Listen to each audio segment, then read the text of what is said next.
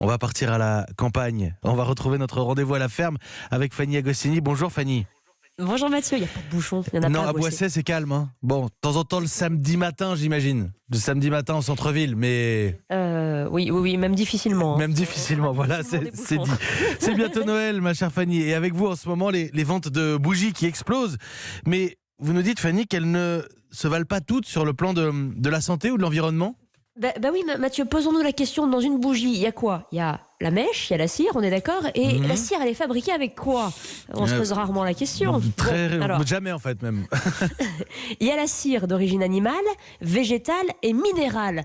3 catégories. Et quand je dis minérale, en fait, il s'agit de cire issue de la pétrochimie. C'est d'ailleurs cette 3e catégorie qui représente la majorité des bougies produites dans le monde, connues sous le nom de paraffine. La paraffine, c'est ce qui est obtenu après distillation du pétrole brut.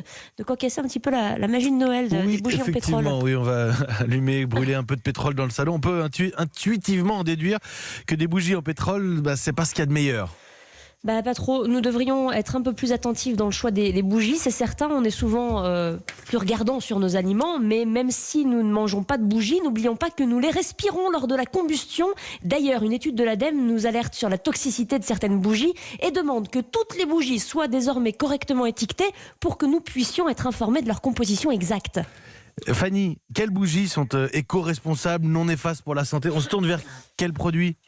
Alors, il y a les bougies en cire végétale, évidemment, mais il faut faire attention car on trouve tout et n'importe quoi. Il y a des cires qui sont faites à base de soja, de colza et même de palme. Vous comprendrez que l'impact environnemental, il n'est pas neutre lorsque cette cire est issue de plantations en monoculture et souvent traitée chimiquement.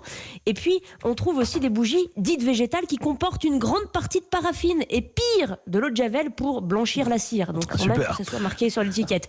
Alors, il existe quand même dans tout ça des petites productions artisanales. Il faut vraiment se tourner vers l'artisanat. J'ai découvert notamment que des bougies sont faites en myrte, le petit arbre qui pousse en Méditerranée. Bon, donc, l'essentiel de myrte, ça sent très bon. Oui, voilà, mais sachez qu'on peut aussi faire de la cire à partir de la myrte. Et puis, qu'est-ce qu'il reste ? La cire d'abeille, la bonne vieille cire d'abeille, des bougies complètement naturelles qui restent vraiment la meilleure des options à partir du moment où elles sont sans additifs ni parfum. Merci Fanny Agostini, on aurait presque pu commencer par là. Cire d'abeille avec une mèche dedans. Et tout simplement. Les abeilles.